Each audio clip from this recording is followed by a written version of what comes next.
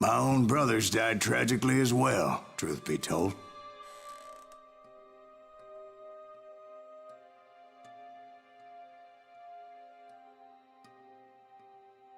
It was 1868, and me and my older brothers were pulling a tidy profit running cattle into Juarez, Mexico. One night after my brothers retired for the evening, I found a little poker game in a cantina with a couple of cowboys. And I just couldn't lose. I even won an old Spanish coin that had to be 100 years old. Well, I was mighty pleased with myself the next morning as my brothers and I rode for Texas. But before we crossed the border, those cowboys caught up with us. It was Johnny Ringo, Roscoe Bob Bryant, and another asshole named Jim. They wanted their money back and everything else we had, including our lives, as those boys didn't want us coming for them later. Bob put that old Spanish coin in my mouth and said, "I won't have it said that I left you with nothing, boy." Well, those horses bolted, and there we hung as those bastards rode away. The branch finally snapped under the weight of the three of us, but being my older brothers were bigger and heavier, they were already dead. And right then I swore to myself that I would avenge them. Ringo you know about. But Bob eluded me, until I heard he was riding with the Wild Bunch.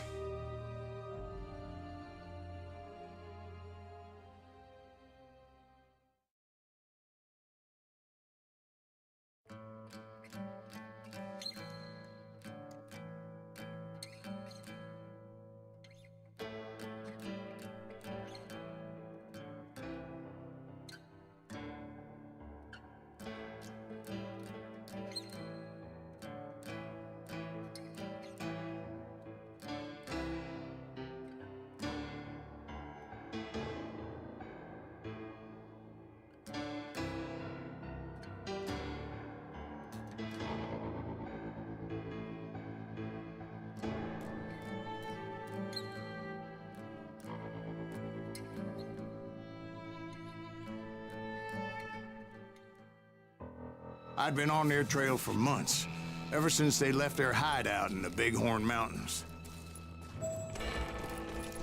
Led by Butch Cassidy, they were a loose association of outlaws who robbed banks and trains from Colorado to Montana.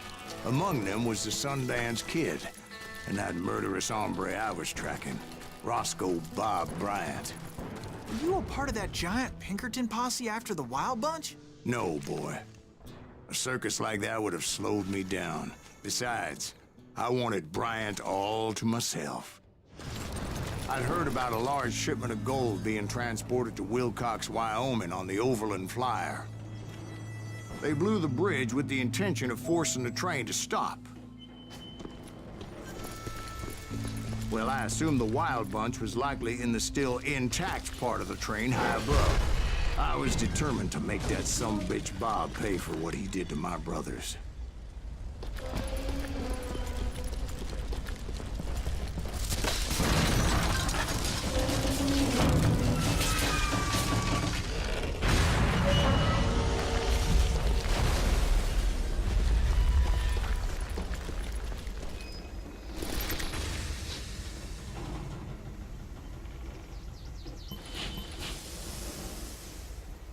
I found the device they used to blow the tracks, so I knew I was headed in the right direction. My ears are still ringing from blowing up that bridge. What'd you say? Well, I made my way off unscathed and came upon a few members of the gang and had no choice but to dispatch them. From there, I had to negotiate an even more precarious route. First, I would need to get my ass out of there.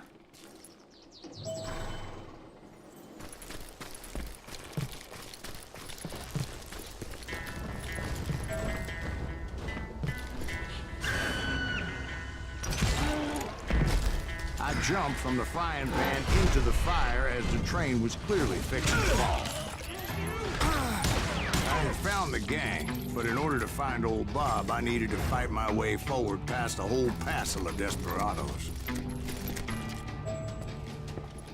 Outside, inside, any way I could, I made my way towards my prey.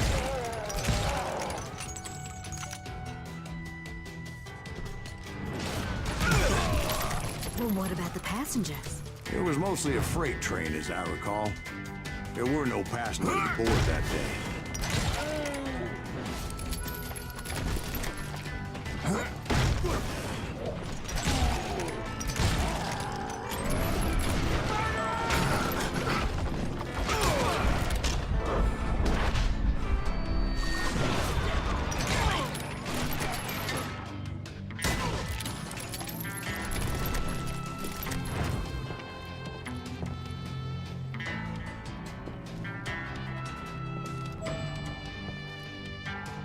As I mentioned before, I am not fond of heights.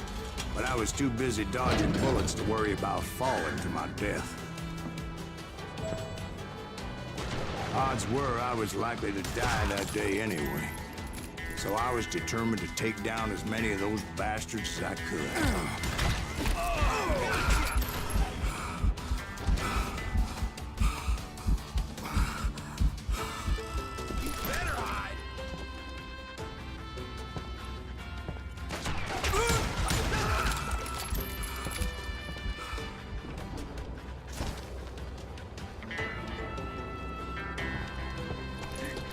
Times it was like shooting ducks in a shooting gallery.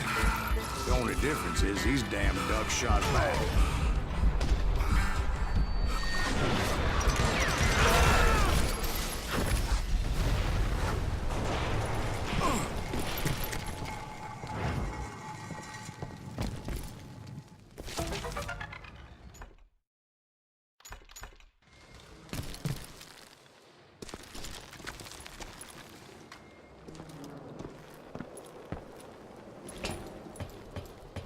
I kept hoping the law would show up and give me a hand. You mean like that giant Pinkerton posse that I read about? Did they come riding in, guns a-blazing to help?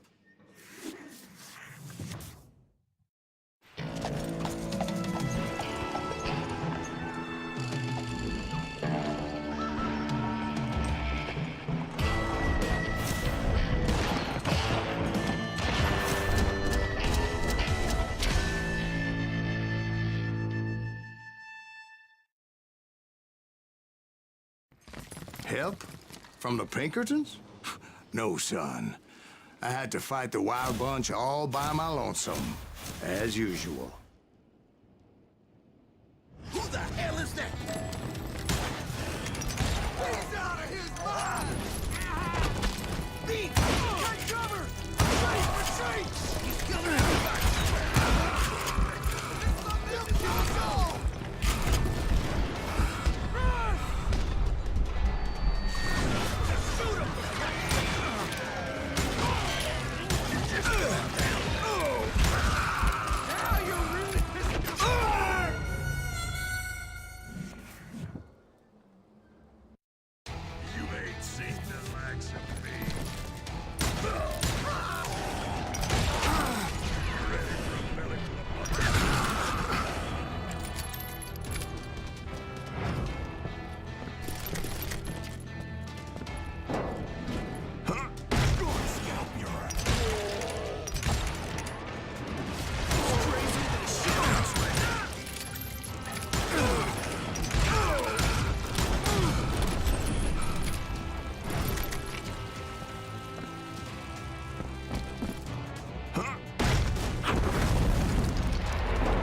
Guess is those dime novels didn't portray this as it happened, did they? Only a few stragglers were left. I had to cut them down pronto if I was going to stay on old Bob's trail.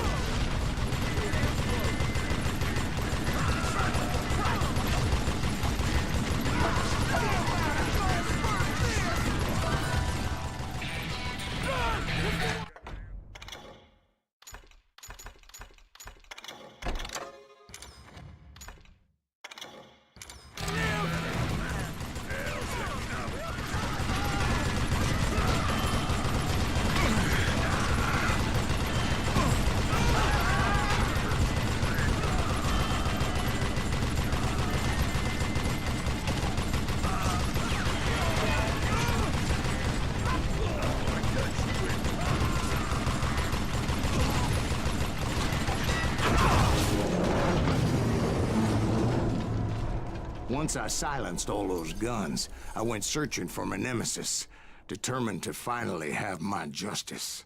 But the only survivor who welcomed me was George Flat-Nosed Curry. Who was he? The fastest gun in the gang. Right after Sundance, I mean. And Kid Curry. And maybe Elsie Lay. Though some folks might dispute that.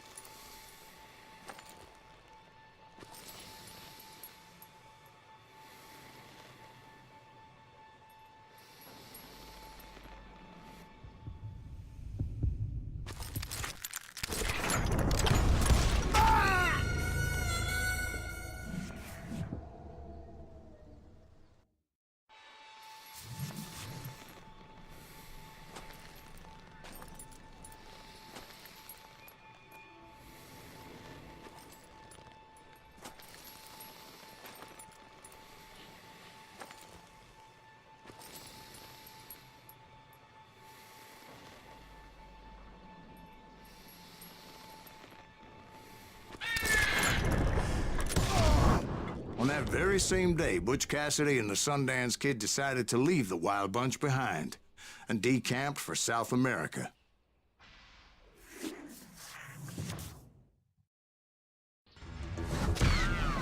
They ended up living down there for many years, but I'm sure you already know all about that.